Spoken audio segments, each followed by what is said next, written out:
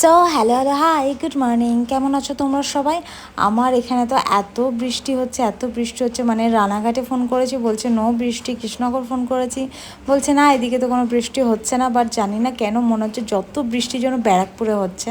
And বৃষ্টি মানেই যে মানে সবাই একটা হয় না, খিচুড়ি খাবে, মাছ ভাজা খাবে, কিংবা বেগুন ভাজা দিয়ে খিচুড়ি হয় না। বাট আমাদের তো আলাদাই সিন, আমাদের মনে হচ্ছে মানে বৃষ্টি হচ্ছে তো চল আজকে একটু খাই গরম গরম লুচি আর সাথে মটরের সবজি মানে ঘুগনিটা। তো এই যে সেই জন্যে আমি আজকে করে নিয়েছিলাম লুচি আর ঘুগনি, আর এটাই ছিল আমাদের ব্রেকফাস্ট।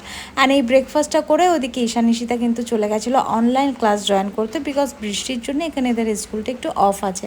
আর এদিকে আমি আর মা কিন্তু চলে যাচ্ছিলাম গঙ্গা স্নান করতে, মানে বৃষ্টিটা হালকা হালকা কমেছিল তখন চলে গেছিলাম। তো যে দেখছি জোয়ারের জন্য এত পরিমাণে জল বেড়েছে, তো সেই জন্য আমি আর স্নান করিনি, মানে নিচে নামিনি। তো মা একাই স্নান করেছিল। আর তারপরে আসার পথে আমি এখানে কিছু মাছ আর কিছু সবজিপাতি বাজার করে কিন্তু আসছিলাম। আর তারপরে ফলের দোকান থেকে একটুখানি নিয়েছিলাম আম আর কলা। তো এখানে তাড়াতাড়ি করে বাড়িতে আস্তে আস্তেও আবার বৃষ্টি হচ্ছিলো হালকা হালকা, মানে ওই ভিজে ভিজেই গেছিলাম। তো বাড়িতে এসে আমি ওখানে রান্না করে নিয়েছিলাম আজকে ইলিশ মাছ আর হচ্ছে ইলিশ মাছের মাথা দিয়ে ওই চাল কুমড়ো ঘন্ট। তারপরে ওদিকে আমি রান্নাটা সেরে স্নান টান করে আমি এদিকে রেডি হয়ে নিয়েছি। আর আজকে ছিল আমার ক্লাসের এক্সাম, মানে নেল আর্ট ক্লাসের এক্সাম। তো ভাবলাম যে যখন তখন বৃষ্টি চলে আসে তো আজকে একটু আমি তাড়াতাড়ি যাই। আর এদিকে কিন্তু আমি ঘাটে এসে দেখছি, মানে সকালে যে এসেছিলাম যেটা দেখলাম জল অনেক বেশি, মানে তখন ছিল জোয়ার, বাট এখন হয়েছে ভাটা। তো যাই হোক, এদিকে আমি লঞ্চটা পার করে চলে এসেছিলাম এই পারে। আর এই পারে আমার বান্ধবী ওখানে প্রথম থেকেই আমার জন্য ওয়েট করছিল। তো তারপরে আমি আর ও চলে গেছিলাম ক্লাসে।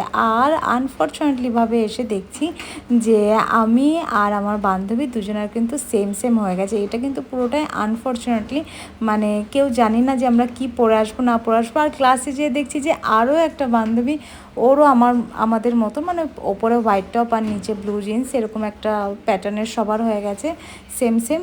আর এই যে আজকের থেকেই দেখছি যে শ্রাবণ মাসে যে শুরুটা হয় ভক্তদের আনাগোনা শুরু হয়ে গেছে। আর ম্যাম বলছিল যে তারপরে নাকি আমরা মানে এই রাস্তাটা নাকি এত ভিড় হয় ভক্তদের, নাকি আসা যাওয়াটাও খুব মুশকিল হয়ে যায়।